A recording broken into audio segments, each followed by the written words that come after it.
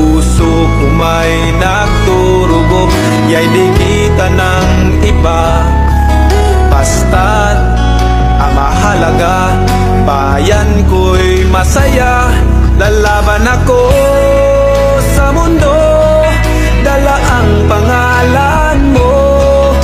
Pinoy ako, Pinoy tayo. Lalaban ako sa mundo, kapalit may buhay ko. Lalaban ako para sa Pilipino. Yo, what's up mga boss? Kagaya ng kanta nga ni Manny Pacquiao, lalaban ako para sa bayan ko. Ayan mga boss, gaano ba kabuo ang tiwala mo sa mga taong ito mga boss? Unang-una nga kay dating Pangulong Rodrigo Roa Duterte at sa anak niyang si VP Inday Sara Duterte. Sama na natin dito mga boss ang may-ari ng SMNI News at kanyang mga news anchors na sina Kai Rexelis, Lorin Badoy at itong si Pastor Apollo Kibuloy mga boss.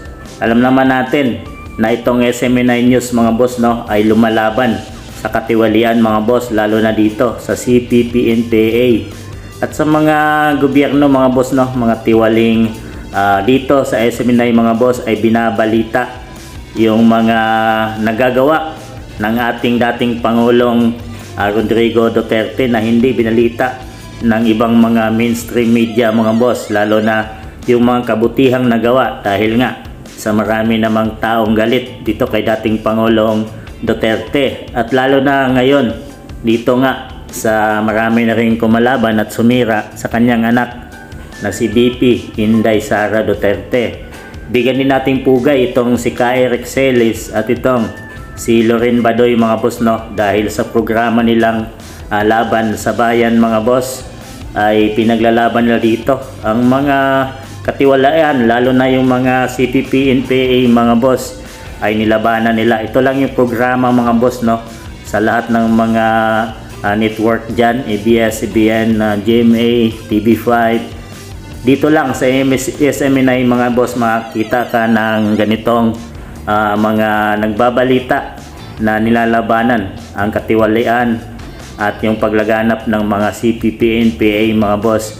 Kaya naman napabalita nyong na nakulong sa Kongreso itong sila Kai Rexelis at si Lorin Badoy mga boss dahil pinatawag sila ng Kongreso at na-detain nga sila doon mga boss at nakalaya naman to nung isang araw.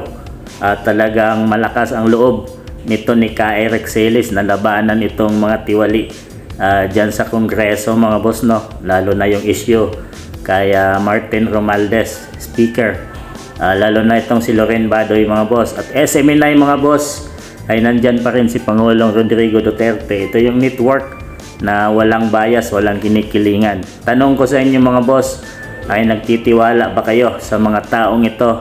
Dahil sa panahon ngayon, marami nang buwabangga at sumisira sa kanila mga boss. Para sa akin, itong mga taong to ay malaki ang tulong at mapagkatiwalaan kung sakaling sila ay may halal or may upo natin sa gobyerno mga boss. At sigurado tayo, itong dalawang mag-ama subok na to mga boss at nakitaan na natin. Para sa inyo mga boss, sang-ayon ba kayo dito?